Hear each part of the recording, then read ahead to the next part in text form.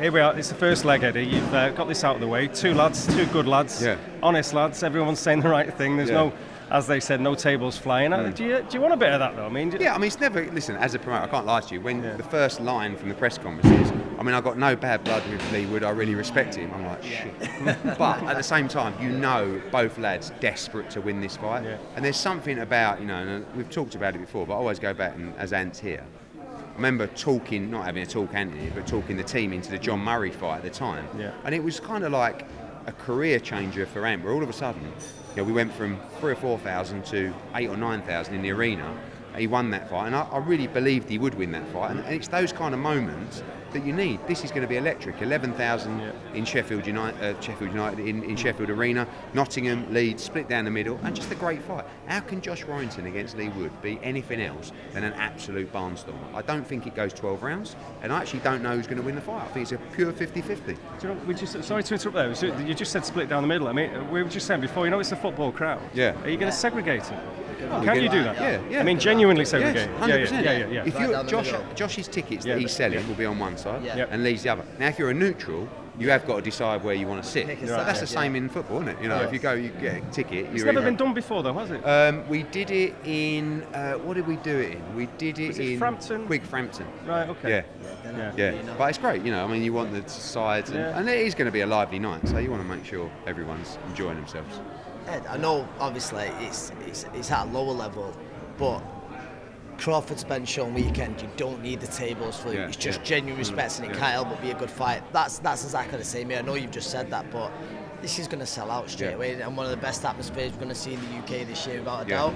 And I feel like with all the other madness going on in boxing, the YouTube stuff and stuff, which I get, and like people didn't like my comments where I said we've got to boot that as far away from boxing. I didn't mean get rid of it.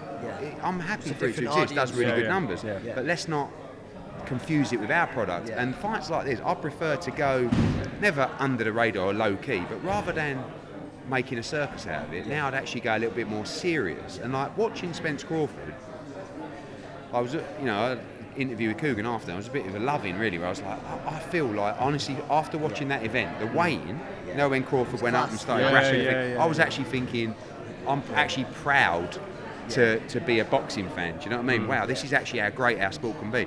Because all of a sudden I became a fan. I felt the excitement to watch it. Whereas, that's what I want people to feel. So I want fight fans to watch this and go, I can't wait for that fight. And when it comes around, go, do you know what?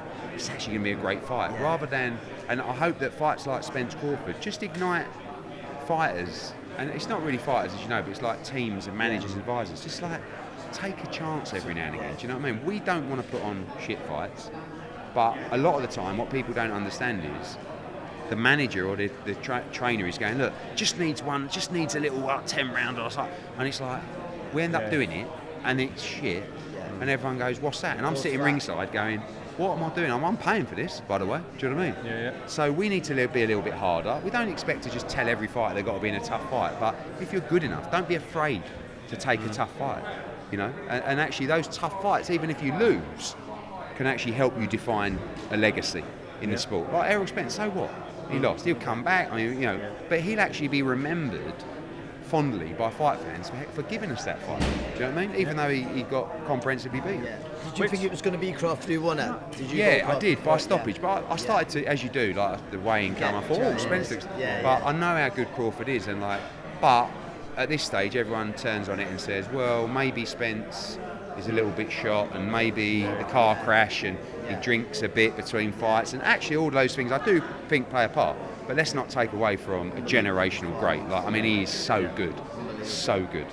Next week it's going to be London. Yeah, amazing. We know what's going on. Obviously, already, it's the heavyweights. It's obviously Josh and Dillian. I presume it's all done. Yeah, tickets sold were long out done. in 2 hours. All gone. The cards complete. Yeah, we got. I mean, I've already said it. So Derek Chisora is going to fight on the card, subject to we just sent a request into the board.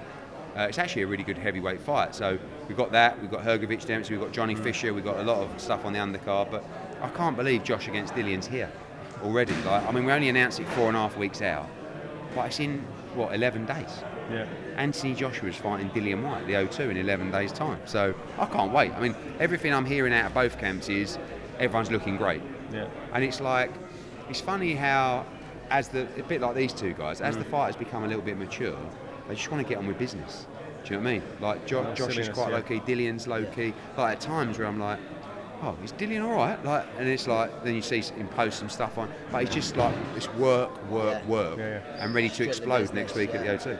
I think next week, is there anything else to be added to that card at all? Or? I mean, look, I've got a call later with Callum Smith because it's just a disaster, really. You know, he was supposed to fight.